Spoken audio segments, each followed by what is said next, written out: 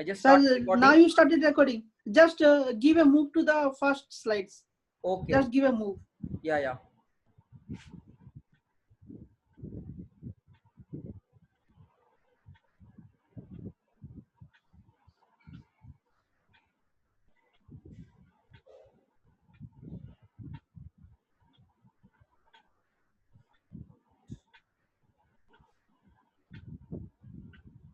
Or they can't join automatically? No, sir. Okay, okay, fine. Slide is not going back. 1 minute.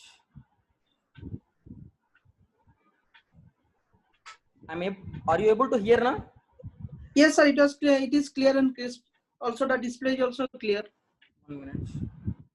Sir, no need to explain. Just give a move back. from first slide. Give a move just. I'm unable to go back.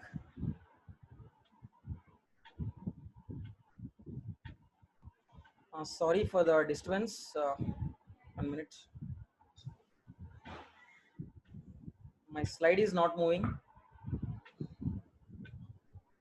Sir, you can start sharing again. Just click on share and share again.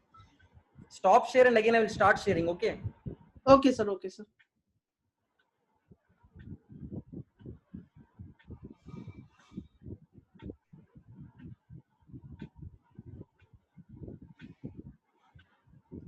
Are you able to hear? Yes, sir. Okay, for the new participants, I have just started the topic of multiple sclerosis. I have just gone through the various inflammatory demyelinating diseases, and then I just started the multiple sclerosis epidemiology and the pathogenesis, and then mechanism. So it's a demyelinating disorder. As I already mentioned in the pathology, there is basically a demyelination, I mean inflammation, demyelination, and then gliosis. And so the mechanism is demyelination. And what happens is, as the disease process continues, after the demyelination, and again you get axonal injury, that is neuronal injury, and majority of the symptoms of the multiple sclerosis are predominantly because of the axonal injury. Okay. And if you see this slide,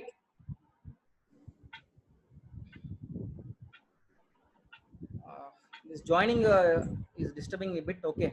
If you see this slide, sir, you can make me host. I will be adding by the time. Yeah, 1 minute. You can.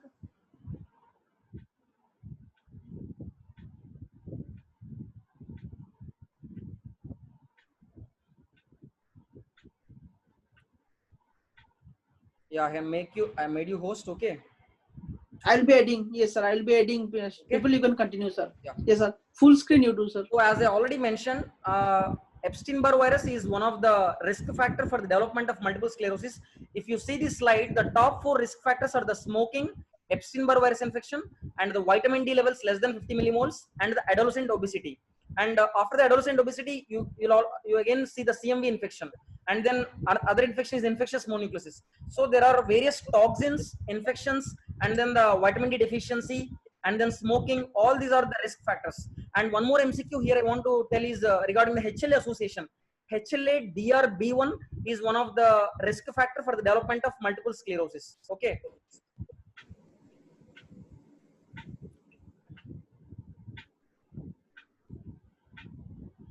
And as I already mentioned in the first slide, that is the 4 types of multiple sclerosis. Now they proposed a new type of multiple sclerosis, that is myelocortical MS. It is characterized by the spinal cord demyelination, subpial cortical demyelination, and absence of cerebral white matter demyelination. So basically in multiple sclerosis, what all you see is the white matter demyelination. This variant of MS, that is myelocortical variant of MS, typically you don't see the absence of, you don't see the cerebral white matter demyelination. Instead, you see the spinal cord demyelination and the subpial cortical demyelination. Next, coming to the clinical manifestations. So the onset of symptoms may be abrupt or insidious, and the symptoms may be so severe or so trivial that the patient may not seek medical attention for years. And the important clinical symptoms are the, as I already mentioned, multiple sclerosis, that is sclerosis in the entire white matter tracts. So in the entire white matter tracts, you can get sclerosis everywhere, and the symptoms, like you can get any symptom in the neurology, that is weakness, that is motor symptoms, sensory symptoms, cerebellar symptoms, bladder symptoms, cognitive symptoms. Almost every neurological symptoms can be seen with multiple sclerosis. What is specific is the way of presentation. If you see the weakness, the predominant weakness you see in the multiple sclerosis patient is the human type of weakness, and also the exercise induced weakness is characteristic of MS. So if you see the clinical vignette, the weakness is stating that the patient is having both in weakness of both upper and lower limbs, and it is saying the weakness is increased after the exercise, that is exercise induced weakness. It is very characteristic of MS. And along with the weakness, as I already mentioned, the human type of weakness. So whenever there is a human type of weakness, you get spasticity. Whenever there is an element type of weakness, you get flaccidity. So here, because of the predominant human type of weakness, you get spasticity, and this spasticity is commonly associated with spontaneous and movement induced muscle spasms. So if you see the patient, he presents with the spasticity and the visible movement induced muscle spasms, which is more common in the legs. Often it is very painful. This is the main reason they have interference with the work, ambulation, and the self-care. So the motor symptoms, predominantly human weakness. You, along with the weakness, you get spasticity, and this spasticity is associated with painful spasms, and these painful spasms are interfering with the ambulation, work, and self-care. Next is the optic neuritis. Remember, neuro-ophthalmological features is very important for all the MCQ points. So whenever you see in the clinical vignette, along with the neurological motor weakness or the sensory complaints and the bladder, if you see the optic neuritis, so optic neuritis, that is the patient complains of diminished vision or the diplopia or the decreased color perception. So all these secondary to the optic neuritis. Usually in MS patients, you get monocular, I mean, you only one eye is affected. Whereas in case of NMO, that is another autoimmune inflammatory demyelinating disease, that is NMO, you get more, I mean, involvement of one eye. Soon it is rapidly progressed to the another eye. So that is a sequential, simultaneous, bilateral optic neuritis is characteristic of NMOSD, whereas monocular optic neuritis is generally seen in case of MS. This is very, very important. And coming to the diplopia, so in MS patients you get diplopia. This is secondary to the INO. Again, this is an important area. INO is nothing but internuclear ophthalmoplegia. Ophthalmoplegia, as you already know, that is weakness of the extraocular muscles. This is internuclear. That is, you get the typically the INO is because of the ipsilateral MLF. That is medial longitudinal fasciculus demyelination. So whenever the demyelinating plaque affects the MLF, that is ipsilateral MLF is affected, you get INO, that is internuclear ophthalmoplegia. What happens in the internuclear ophthalmoplegia? Suppose I got an MS, and if I get the internuclear ophthalmoplegia, I want to see on the right side. My right side, that is ipsilateral right MLF is affected. That is, I have a problem in the adduction of my left eye, and in the abducting eye, I get nystagmus. That means if I want to see to the right side, my left eye adduction is having difficulty, and in my abducting eye, that is right eye, having nystagmus. So if I having MS, and if my right ipsilateral MLF is affected, I have a difficulty. That is if I am looking to the right side, my right eye having abducting eye having nystagmus, and my left eye, that is adducting eye, having adduction difficulty. That is INO. This is very important area. And so if you read the literature here, INO consists of impaired adduction of one eye due to the lesion in the ipsilateral MLF. This is very important. And prominent nystagmus is seen in the abducting eye. So if I am looking to the right side, my right eye, which is the abducting eye, having the nystagmus, and the left eye, adducting eye, having difficulty in adduction. If my right MLF is affected, if I am having MS, multiple sclerosis. And what are the other gaze disturbances which you see in MS? Is the horizontal gaze palsy and the one and a half syndrome. Again, what is one and a half syndrome? You remember one and a half syndrome. If I has MS, if I has one and a half syndrome, my right eye will be like static. It has no movement, and my left eye is having only abduction. So what is the only movement that is present if I have one and a half syndrome? My left eye abduction is the only movement that is present. All other movements are affected. In simple terms, I can say one and a half syndrome is I am having INO with horizontal gaze palsy. Next, another important eye disturbance you see in MS is pendular nystagmus. Again, I am repeating, the optic neuritis is one of the important symptom in case of multiple sclerosis. Usually, optic neuritis is unilateral in case of MS. Optic neuritis is sequential and simultaneous in case of NMOSD. That means if the patient is having NMOSD, that is neuromyelitis optica spectrum disorder, the patient has blurring of the vision in one eye. Immediately within few days or few months, other is also affected. Whereas in case of MS, only one eye is affected. And in MS, other important neuro-ophthalmological features are there is a horizontal gaze palsy, there is 1.5 syndrome, there is pendular nystagmus. Depending upon the presence of the plaque, as I already mentioned, the plaque can be seen anywhere in the entire white matter tracts, in the cortex or in the brainstem or in the spinal cord. Again, I'll show you the images. So if anybody having doubt at this area, you can just send me in the chart. I can see. I mean, if this area is understood, I can proceed to the further slides. I can see anybody. Yes, sir. Okay.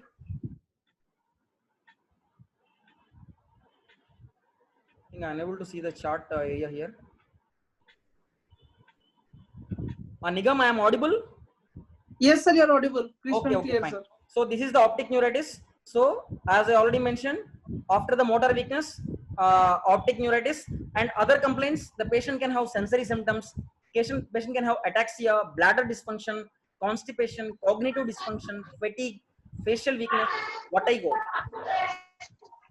So sensory symptoms. Again, patient complains of vague sensory complaints like paresthesias, numbness, the band-like sensation, depending upon the tract involved. And ataxia is secondary to the cerebellar, that is cerebellar dysfunction. You get ataxia. Next is the bladder complaints. More than 90% of the patients. Nigam, is it audible? Yes, sir. Audible. Okay, fine. Regarding the bladder dysfunction, more than 90% patients you get the bladder dysfunction, and constipation is also seen in 30% patients. So I want again here I want to mention one MCQ. What is not seen in MS? So as predominantly it affects the entire white matter tracts anywhere in the brain, brainstem, spinal cord. What is not typically seen in MS? In the stem of the question, if you see the Parkinsonism, the motor aphasia, and the epilepsy, that is seizures, it is very unlikely in case of MS.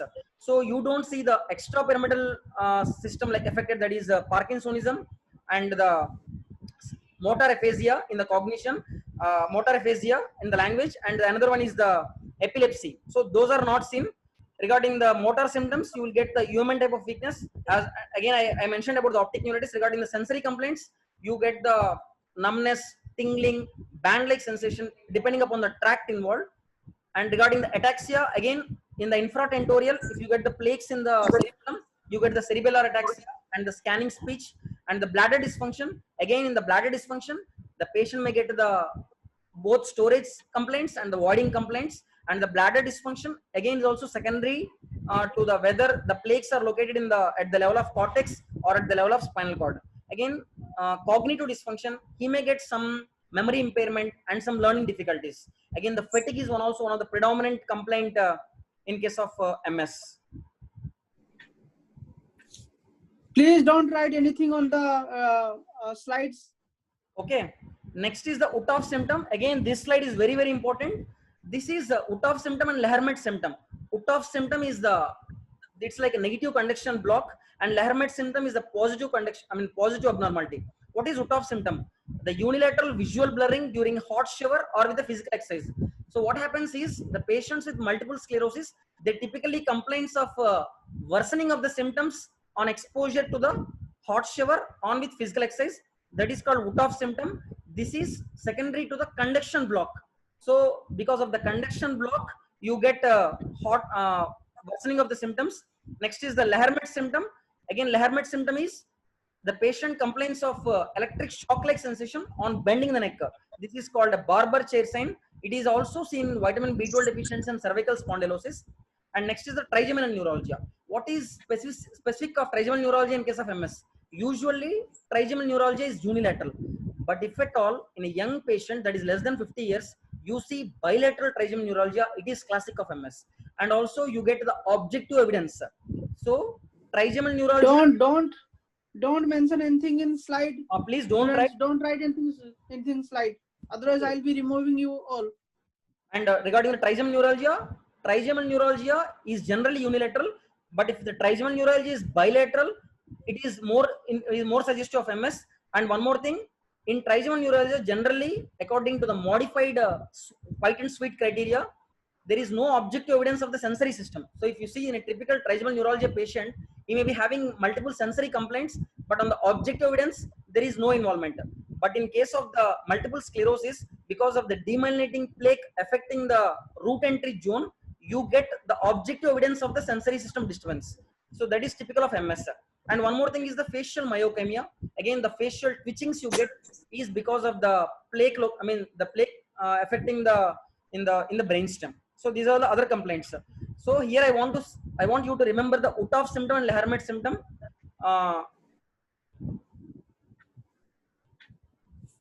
Okay, Uthoff symptom and Lehermet symptom. Uthoff symptom is very specific to MS. You don't see multiple, in other disorders, the Uthoff symptom, that is the symptoms worsening with the hot shower or with the physical exercise. But Lehermet symptom, that is the electric shock-like sensation, you may be seen with other disorders like vitamin B12 deficiency and cervical spondylosis. Next is the criteria for the MS. Here I want to mention, there are so many criteria originated from the last 2 decades. Initially, we have Schumacher's criteria, Poser's criteria, the McDonald's criteria, which now we are using. It was first there in 2001 and then it was revised in 2007 and 2010. You don't need to remember, but I want to mention, I want to make you to remember this McDonald's criteria. This is very simple. Don't confuse by seeing this slide. Just listen what I'm saying. So McDonald's criteria, see the first line, that is, here you need to remember only 2 words. One is a dissemination in space, another one is the dissemination in time. What is dissemination in time? That means the clinical attack. So first suppose I got optic neuritis, that is I got a visual blurring of the vision and I got partially relieved. After a month, again I got the weakness. After 1 year, I may get the bladder symptoms. How you can fit the diagnostic criteria? That means you need to have 2 clinical attacks, that is dissemination in time. I may get 1 clinical attack at one time. Again, after 1 month, there should be a space of 1 month. So here the important point is, can you tell once you get who is doing that? Please remove it. Clear it, please. Okay, this is not the plague. And who has done plague. that? Snake-like thing also delete that. So somebody asked you the okay. Anyway, I will answer all the doubts at the end. Okay, so that I can continue the lecture. I will address this doubt. This is not the plague. This is the plaque. That is the MS plaque, which occurs because of the demyelination. You get the plaques everywhere. All the clinical symptoms which you are seeing are secondary to the MS plaques in the different areas. Okay. So this is the McDonald's criteria. Again, I'm repeating. This is the most important part of the lecture. You need to remember 2 sentences. That is dissemination in space, dissemination in time. What is dissemination in space? That is, you get the plaques in different locations. So for this criteria purpose, they have chosen for this criteria, we need to understand there are 5 important locations which you need to remember. That is the periventricular area. I will show in the further slides the images. Periventricular area, juxtacortical area, infratentorial area, and in the spinal cord. Okay, again I'm repeating, periventricular area, juxtacortical area, infratentorial, that is the tentorium cerebelli, which you read in anatomy, separates the supratentorial compartment, infratentorial compartment. You get the MS plaques in the cerebellum, that means infratentorial compartment. So periventricular area, juxtacortical area, infratentorial, that is in the cerebellum or in other infratentorial compartment, and in the spinal cord. Out of these 4, now the new one they added, the cortical area. Out of these 5, if you see plaques in more than 2 areas, that is dissemination in space, you are getting plaques in different areas. Next is the dissemination in time. One regarding the dissemination is time is regarding the clinical attacks. So if you got the symptoms, you need to remember each symptom should persist for more than 24 hours and each clinical attack should be separated from another clinical attack by 4 weeks.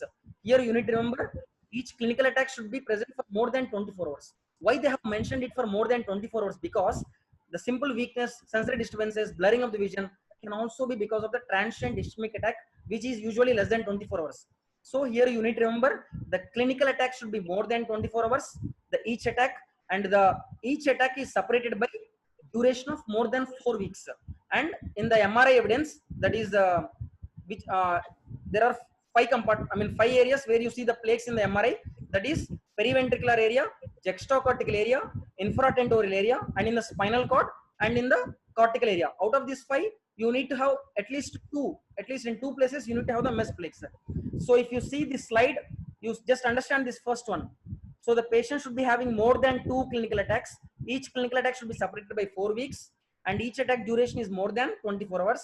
And the number of lesions with objective clinical evidence, that means the lesion should correlate with the clinical attack. That means if the patient is having the plaque in the plaque, that is MS plaque in the cerebellum, the patient should be having a clinical correlate, that is cerebellar ataxia.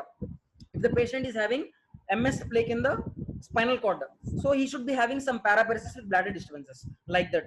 So the lesion should correlate with the objective clinical evidence, and there is no additional data required. If you go further to the slides, additional criteria, they have given CSF oligoclonal bands. Again, I am repeating, if the clinical, in the clinical question, if you see the CSF oligoclonal bands, again it is seen in the demyelinating disorders, it is seen very commonly in the MS. And here I want to add one more MCQ. What are the various disorders where oligoclonal bands are seen in CSF? One is the syphilis, another one is the subacute sclerosing panencephalitis, another one is the Lyme's disease. So in the syphilis, Lyme's disease, subacute sclerosing panencephalitis, and MS, these are the 4 common disorders where you see oligoclonal bands. So in the clinical question, if in the clinical criteria it is more than clinical attacks and the objective lesion evidence is more than 2, and if you get the additional criteria, that is the presence of CSF oligoclonal bands, it is diagnostic of MS. Even if you don't have the additional criteria, this additional criteria is for the patients who do not fulfill this clinical attacks and the number of lesions. I think now this slide make the sense. This is very important. McDonald's criteria is for the MS, multiple sclerosis. Okay. Coming to the imaging, so now I will show. Sir, one second. Can you please this, restart the share again? Can somebody remove the this scratches, yes, sir, on the slide so that I can? Yes, sir. Please restart the share again, sir. I can explain. No need to restart. Nigam sir, you can disable the annotations. It is on the top of the screen. Actually, in my iPad it is not showing. That's why I'm having problem. 1 minute. Disable annotation. Sir, can you? Yes, sir. Disable that. I think this slide is. I think Nigam, you can do it. Disable. Okay, sir. I'm making you host again, sir, because in sir, my iPad it is not coming. The host only can do it. Nigam sir, please you do it. Sir, I made you host. You do. Because in my iPad it is not showing at all anything. 1 minute. It's not showing it. Sir, at the top of the screen you can see one icon, disable the annotations for all the participants. But now it is not coming. I don't know. So you can restart the screen. You can restart the screen sharing. Just see the. Okay, I can describe you. As I already mentioned regarding the imaging features. That is so see on the left side of my screen. What is typical of MS? Involvement of temporal lobe. So if you see, this is on the bottom of the slide, this is the temporal lobe. So if you see the white color, that is hyperintensity, this is the demyelinating plaque. So involvement of the temporal lobe and the juxtacortical lesions and the involvement of corpus callosum, that is the blue slide. So this is the ventricle and this is the corpus callosum. Just follow my arrow. This is the corpus callosum. Sorry, 1 minute. Sir, can you make me host again, please? I will remove that. 1 minute. So this is the. So are you able to see my arrow which I am pointing? Yes, sir. We can see, but these lines are disturbing it. Sir, make Nigam sir host. 1 minute. Okay, I'll make him host. Okay. Pradeep? Yeah, I make you host. Okay. I made you host. Okay. Hello, Pradeep? Yes. Yes, sir. Yes. I'm making you host. You remove that annotation because my option is not coming. Okay. Okay. So. Okay. Okay. Okay, sir. Okay. Okay. For people who are listening, I think, are you able to follow me? I have just first shown the various inflammatory demyelinating disorders, the 6 inflammatory demyelinating disorders, and then I have mentioned the risk factors, that is predominantly the Epstein-Barr virus and the vitamin D deficiency and the one HL association, that is HLA-DRB1, and then I have shown the various clinical presentations. What is characteristic of MS? So if in the clinical vignette, if somebody is saying the weakness is worsening with exercise, and if the patient symptoms are worsening on exposure to the heat, and in the other data you have seen the CSF oligoclonal bands, and if the clinical picture is showing the relapses, that is he may have one attack, in between he is normal, and then he get another clinical attack. And one more thing, if all the clinical symptoms, what happens in neurology is we want to correlate everything to a focus. That means we want to correlate all the symptoms to one lesion.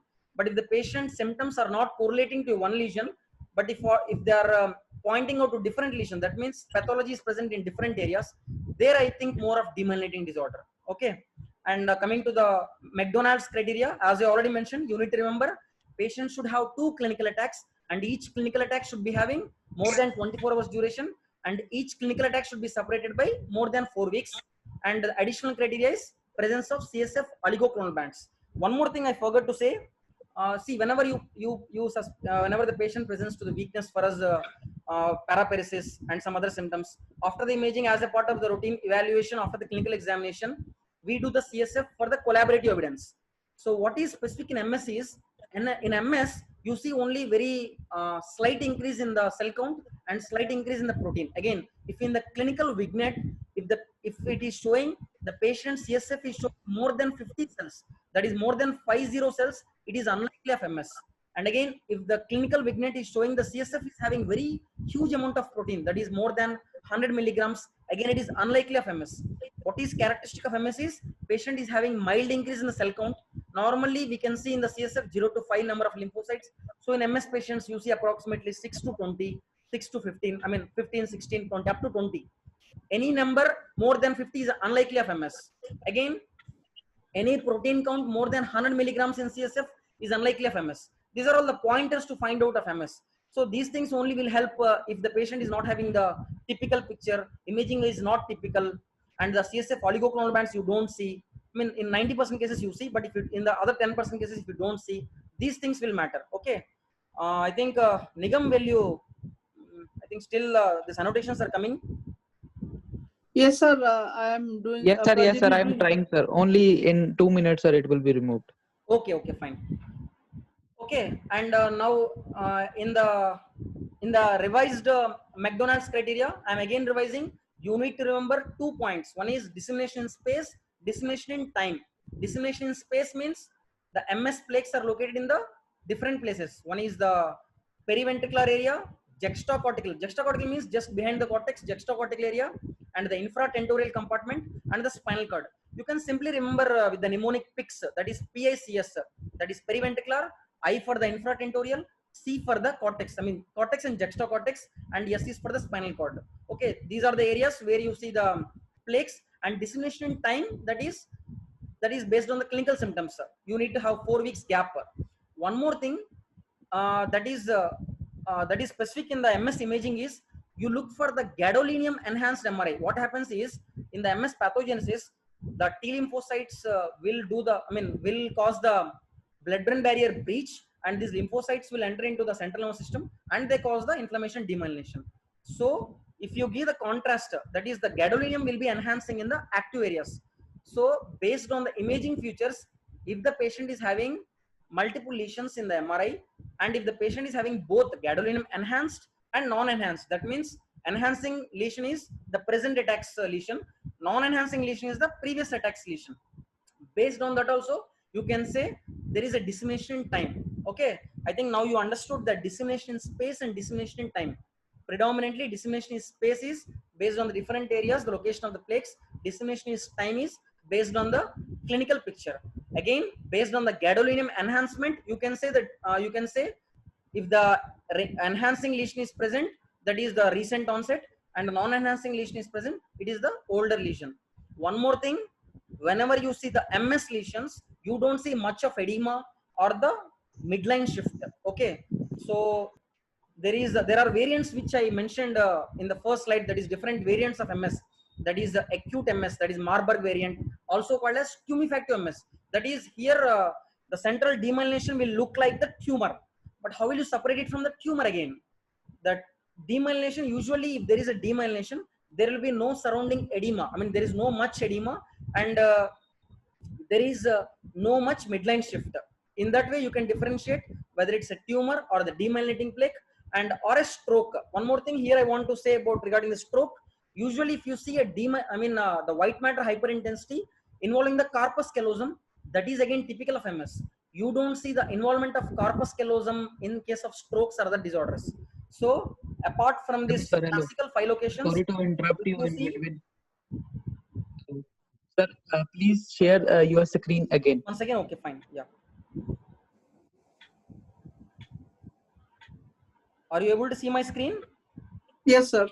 One minute, yeah. Sir, you can do one thing at the top of at the top. You can say view options, and you can request or remove the annotation. So drawing will be disabled automatically.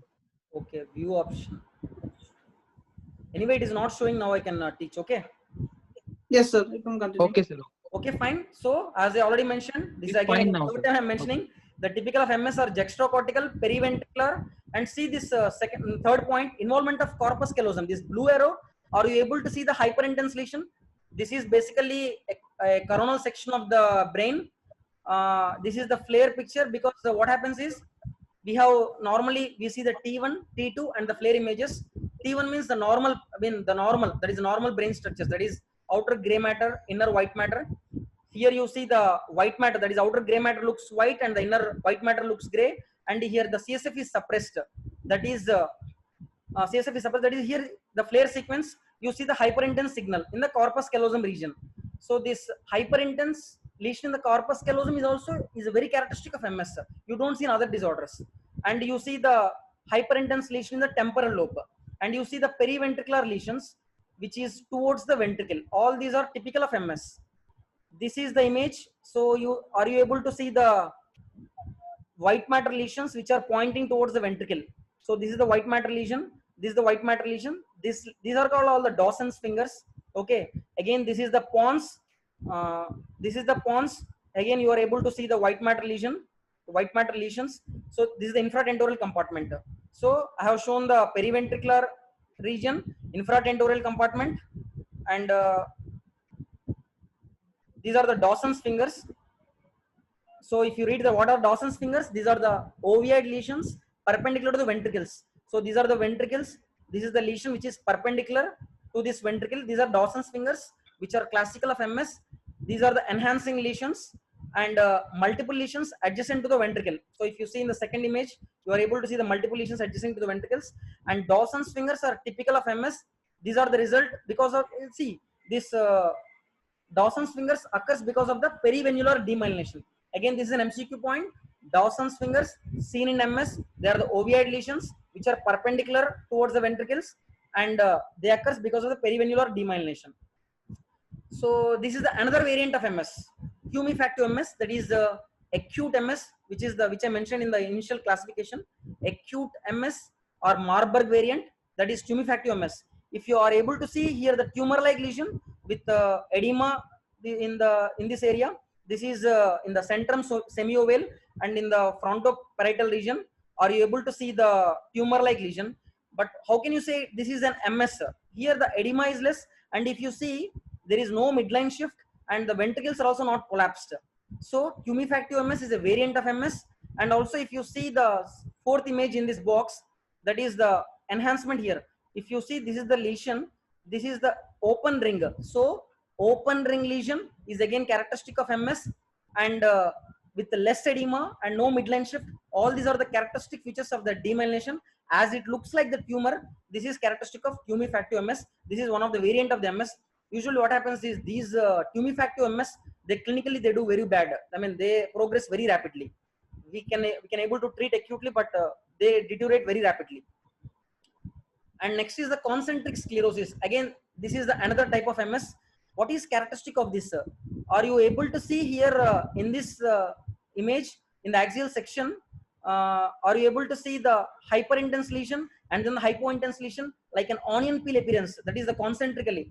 This is in this variant of MS. What happens is there is a demyelination and then the remyelination and then the demyelination, remyelination. Because of all this, you get the concentric ring-like, open ring-like enhancements. Again, my arrow mark. Okay. So again, you are able to see the open ring. This ring is not complete. Okay. This is the open ring enhancement. This is again characteristic of MS. And are you able to see the alternative hyperintense and hypointense? That is concentric sclerosis, ballotype.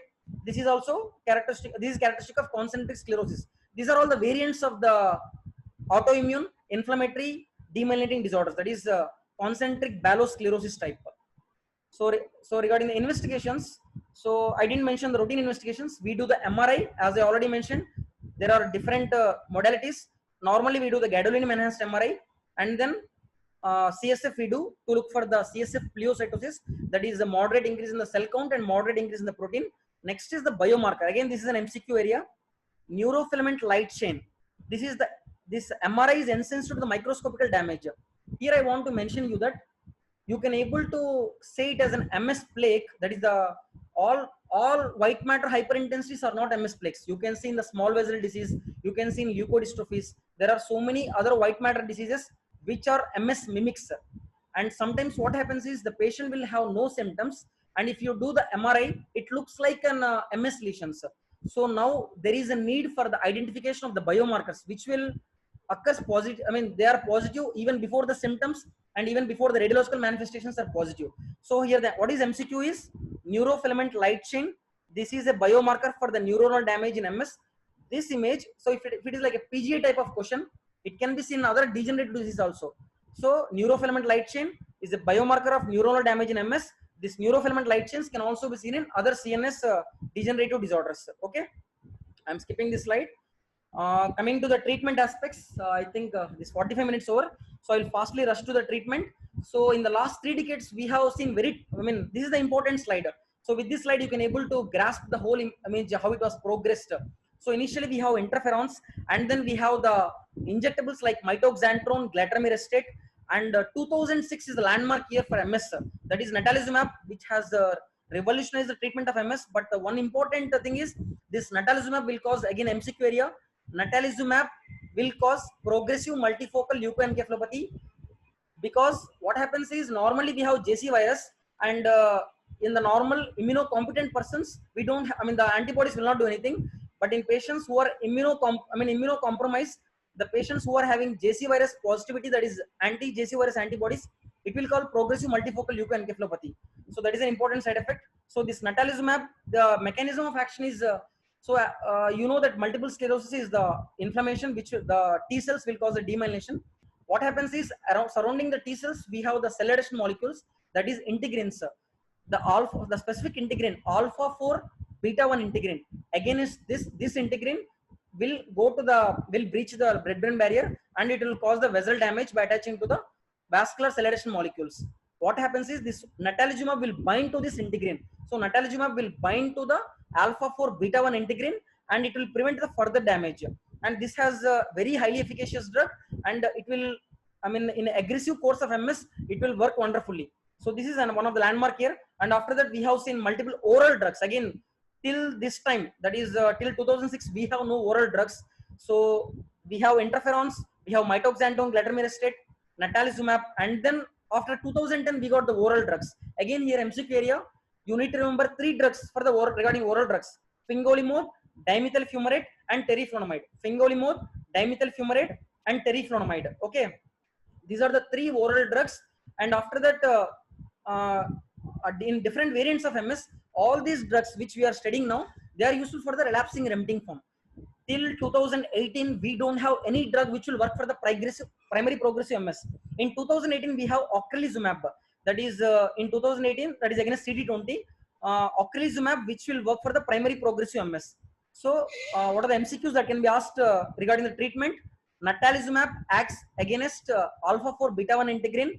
Natalizumab usually they give in 300 milligrams IV once a month dose. And coming to the oral drugs, we have fingolimod, teriflunomide, and dimethyl fumarate. And regarding the glatiramirostate, this glatiramirostate can be given in the pregnancy. So in pregnant ladies, what can be given? In pregnant ladies, glatiramirostate can be given and interferons can be given. Okay. And what is highly teratogenic is teriflunomide. You can remember with T for teratogenicity. Okay, this is the, again, I just briefly explained regarding the treatment. In further slides, you can see the other important points. So this pegylate interferon, these interferons, we have subcutaneous forms and intramuscular forms. Again, in interferons, important is we have three types of interferons: interferon alpha, interferon beta, interferon gamma. What is approved for MS is interferon beta. Again, two things are approved: interferon beta 1A and interferon beta 1B. They are approved for the MS. So remember, interferon beta 1A and interferon beta 1B are approved for MS. Okay. As I already mentioned, dimethyl fumarate is the oral drug. It is given 240 milligrams orally. And remember, the pregnancy category is C. So again, these oral drugs are not efficacious in pregnancy. Okay. And the mechanism of action is anti-inflammatory and cytoprotective activities mediated by the neurofilament pathways. Okay. All these drugs will mostly act in the immune mediation. And again, dimethyl fumarate. Here important is side effect is progressive multifocal encephalopathy. So what are the MS drugs which are prone to develop uh, progressive multifocal encephalopathy is natalizumab, and another one is dimethyl fumarate. So dimethyl fumarate and natalizumab will cause progressive multifocal encephalopathy. Okay. Teriflunomide and dimethyl fumarate, fingolimod, I already mentioned. These are the oral drugs which are used in MS. I am skipping the slides. Again, these are the newer drugs: alemtuzumab, daclizumab, and ocrelizumab. Alemtuzumab and daclizumab and ocrelizumab.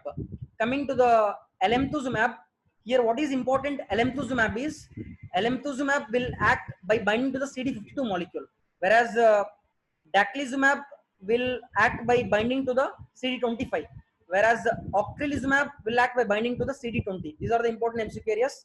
And daclizumab has been withdrawn because of the encephalitis. So daclizumab is no more used.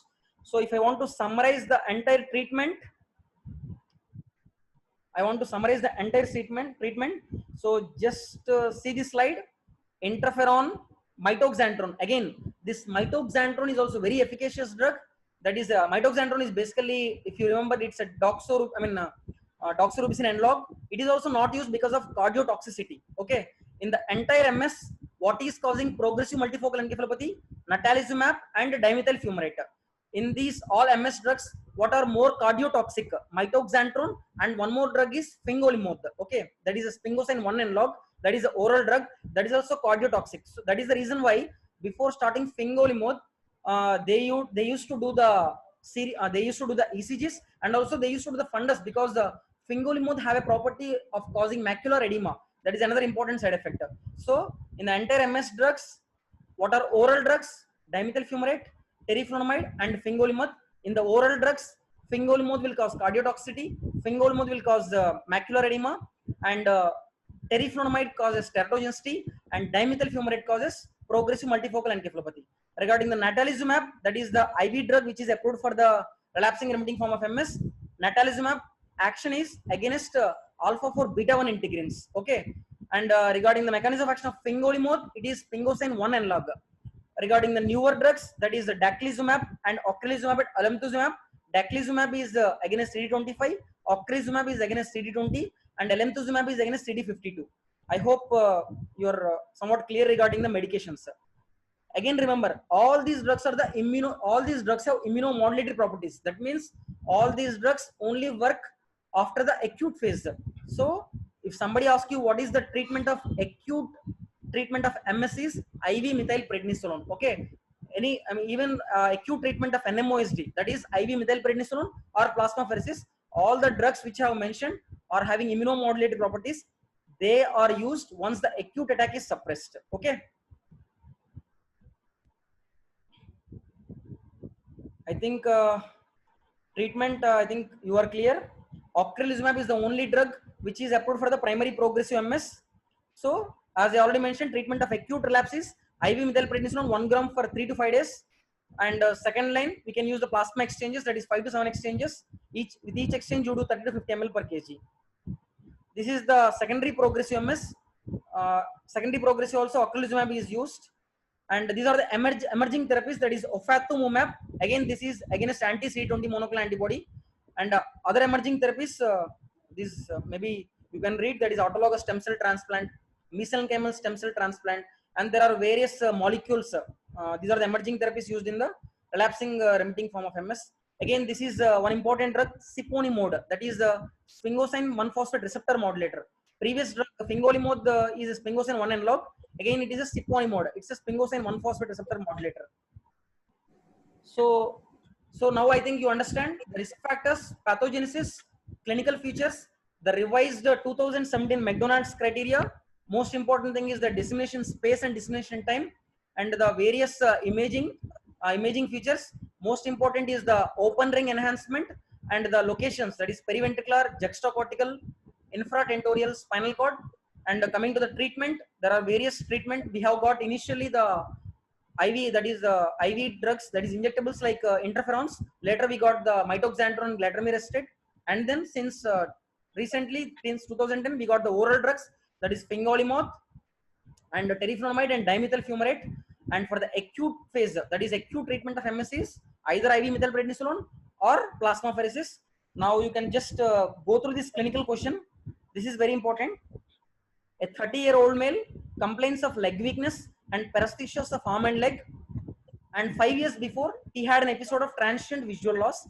And on physical examination, so the symptoms are, he is having the first two lines.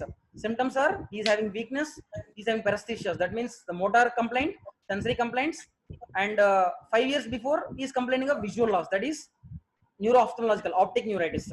And on physical examination, here the patient is having hyperreflexia, that is UMN, that is he is describing the weakness is motor weakness is UMN, that is hyperreflexia, bilateral Babinski, and cerebellar dysmetria, that is the involvement of cerebellum with poor finger nose movement. And when the patient is asked to look to the right side, the left eye does not move. So here they are describing the patient is asked to move to the right side and the left eye is not moving. So if the patient is moving to the right side and the left eye is not moving, that means the left eye is having adduction difficulty and the right eye is having, that is the nystagmus.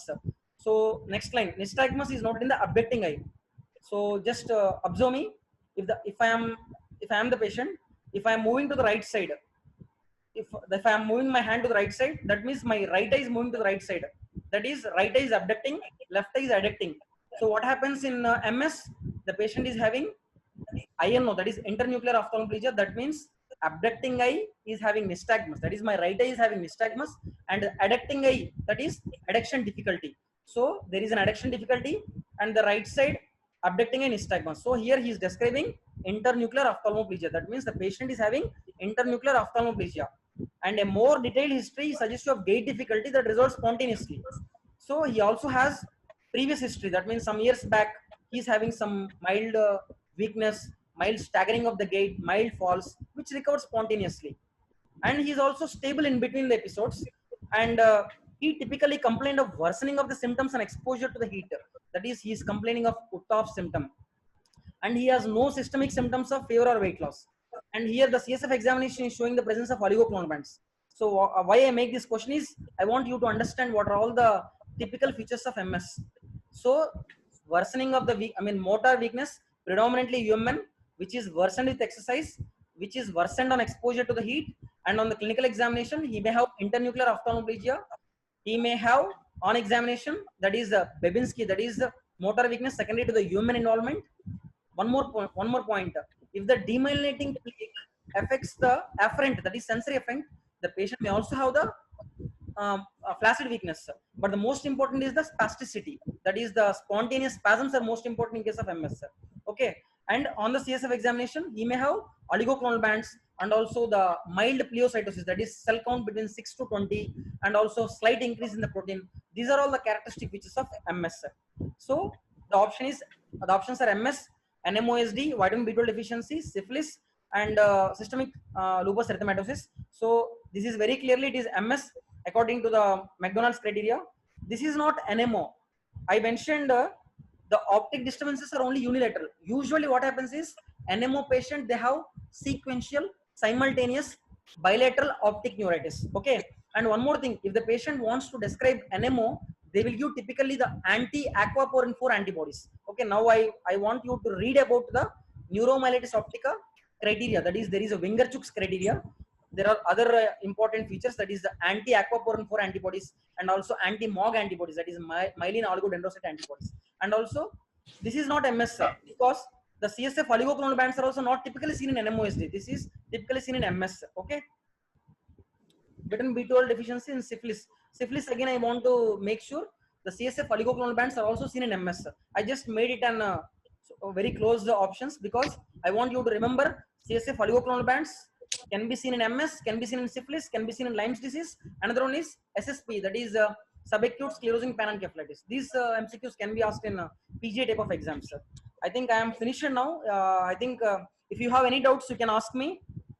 Okay, sir. I will be unmuting all. Let's see if anyone Nigam, I is am asking clear. doubt. Yes, sir. It was clear, crisp and clear, sir. I am unmuting all, sir. Oh, If anyone is having doubt, can ask the to chat sir. box once. So if you have any doubts, you can ask me.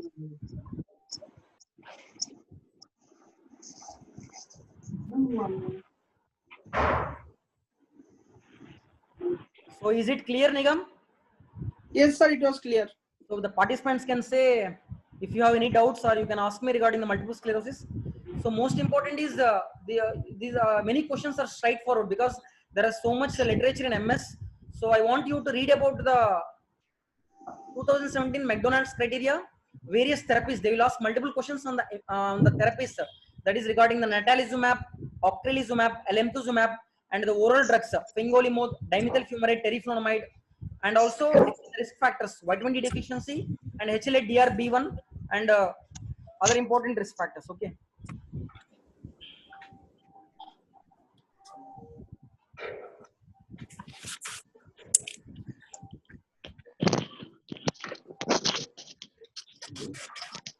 I think if everybody is having no doubts, I can end this lecture.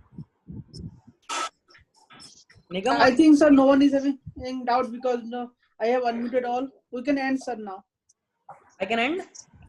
Yes, sir. You can Okay. stop recording. Stop share now. Yes, sir. You can stop directly. You can stop the recording. Stop video. Yes, sir. Stop. Leave meeting. No, not leave meeting, sir. Stop the recording first. Thank you, sir. At the It was bottom. a great session, sir. So if you have any doubts, you can ask me. Thank you for the session, sir. It was very interactive and the slides were very awesome. Means the content was nice, with the pathogenesis and everything. The voice is The clear, treatment. Nigam? Are you able to understand the lecture? Yes, sir. It was clear, sir. Because it was having all that